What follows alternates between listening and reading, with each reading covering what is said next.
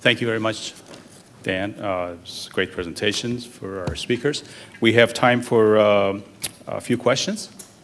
I'm Kelvin from Arup, and I'm a question for Daniel. And I think he has done a very good and very interesting review on the refuge floor, the design and the issues, etc.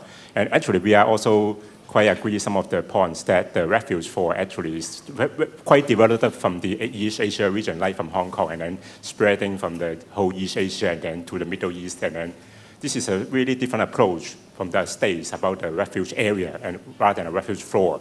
But we also doing some of the review with the Hong Kong government on the why reporting refuge, but it's quite difficult from our experience to really get rid of it because they also want it as an area for not only the evacuation or refuge, but also a station for the substation and a secondary station for the firefighting commander. And also in China, there's some comments that I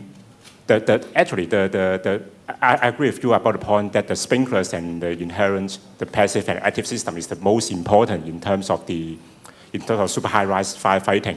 But the workmanship in some places, not as the States, that there's the workmanship and the details design are not quite good. So they need to rely more on the passive system, like providing the refuge, etc., to counterbalance the active system. And what's your opinion on that? And especially you are quite experienced and also some of the area between the eastern and the western area. How would you persuade for that decision like that? Yeah, thanks. Yeah, well, I understand your point here about quality of workmanship and reliance on these systems, right? And I guess that is the essence of my last few slides, is that if there's one system that we really want to make sure is operating at 5 nines reliability, it's the sprinkler system in these buildings. Because I see that if you're going to worry about these some of the other issues you're concerned about, and you still want to put the refuge floors in, I mean, you have the issues of having one of these fires I showed in the large burnout of several floors of the building. And if you get to that situation, is your refuge floor really going to do for you what you want it to do? It would be better to just move immediately to try to really affect a total building evacuation, perhaps, if that's what you're concerned about. Get folks out of the building. Morning. This is a question for Daniel. When you have a fire, you create a panic, and then you have to deal with a crowd. So dealing with people is not, we could put all type of rules, but once you have fire and people are crowded there, you cannot determine exactly what they are going to do. They want to get out. And how do you deal with that? Well, you bring up a good point here. But one of the things that's important here, as I said, we find that some of the reports we're getting back from members of our working group are the fact that in terms of evacuation procedures for the building, people are not really being practiced in the use of the refuge area or being directed as to what you should do, how you should utilize the refuge area. And then I'm not sure how well, I think it's a very important issue as to how well you integrate into your emergency plans the use of refuge areas, and if there are going to be attendants in those refuge areas or staff in the building that are going to go to those refuge areas and help direct people. You're right.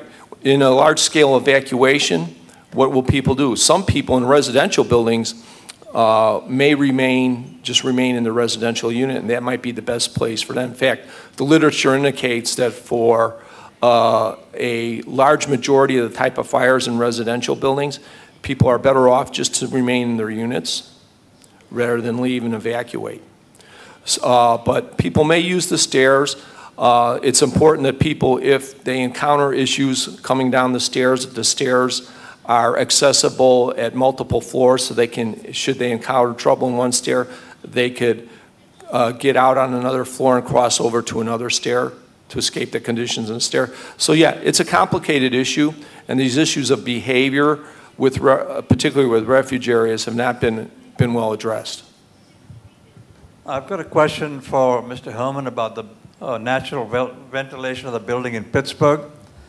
It's very impressive what you've done for this ventilation system, but what I'm want to know about is the cost involved. I know you're saving 40% or 50% of the energy, but to get that, you've got dual facades, you've got raised floors, you've got a whole lot of things that you put in the building. I presume you've got some dehumidification and so on and so forth. What is the payout that you get for all these costs that you're building into the project? That's a great question. We were not asked to do the payback analysis for the double skin facade. We were merely given a budget to fit in, and the building won't get built if we don't fit within that budget. As I mentioned, it's under construction. There are some other players in the design team, specifically a group called Palladino, and they are contracted to PNC and serve kind of as an owner rep. They did some payback analysis, but they incorporated into that payback analysis two things. One was retention of their staff that occupy the building, and the second was goodwill. I can't speak directly to how they determine the values behind that. However, I do know that they've presented the payback analysis that they did at a USGBC conference. I would be afraid to speak directly to the payback analysis that was done by Palladino without knowing the details of how they set it up. But I think, you know, double skin facades, I think we all know that the payback on those is very long, and that when they are built, they're built for multiple reasons, not just energy alone. One could make the argument on a number of the other features. However, on the mechanical systems, including the raised floor and the active chill beams, the payback that we see on that was immediate because of the reduction in the height of the building and the reduction in the facade. Another question for Matthew. How is that building heated? A series of condensing boilers. We also looked at, there's a steam loop that's located in Pittsburgh, a private steam loop. And just to talk about payback analysis, we looked at tapping into that system compared to the cost of the condensing boilers. And an interesting phenomena that's occurring right now in the United States is that natural gas is very cheap, in part because of a very mild winter last year, as well as the fracking technology throughout primarily western Pennsylvania, which is opening up new domestic supplies of gas. And that really tipped the cost analysis towards the condensing boilers. Is that radiant heat through the chilled beams? Or? Yes, there's a passive beam that runs around the perimeter for heating purposes in lieu of fin tube. And we couldn't fit the fin tube down low in the 4-inch gap of the raised floor. So the solution, keeping a very small profile, was a passive radiant panel for heating. It's Simon Lay from Aon. Another message or question for Dan. Dan, I totally agree with questioning refuge floors. I think you know I agree with that.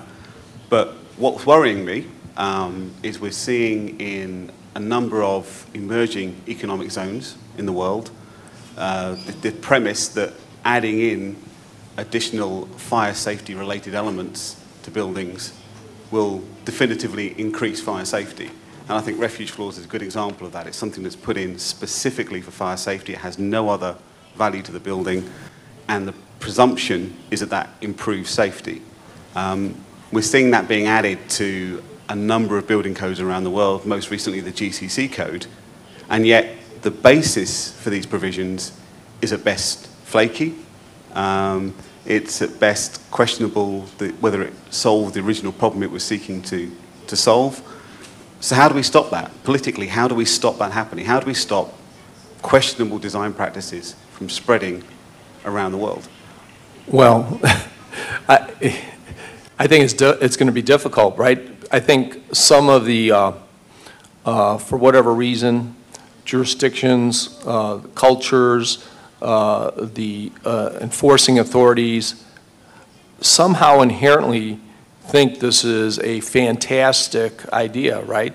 On the surface, when you present this and talk about, oh, that sounds like a great idea. But I think that's why our working group is tackling this in the fashion we are. We want to raise people's level of interest and understanding of this to see that perhaps, and as you say, adding these refuge floors in a building has maybe a very marginal difference in the overall level of safety for the building, right? Hence my comments about having a reliable, well-maintained, properly designed sprinkler system. So yeah, I think Simon, you're right. It's gonna be a difficult task, but I mean, hopefully, the more we can talk about this and bring this to the tall building community through venues like this, we can start to maybe get some traction. Time for one more question. I have a question for Dan. With all the recent super talls or tall towers come in with the refuge floors designed in, have we compiled enough back data from those projects?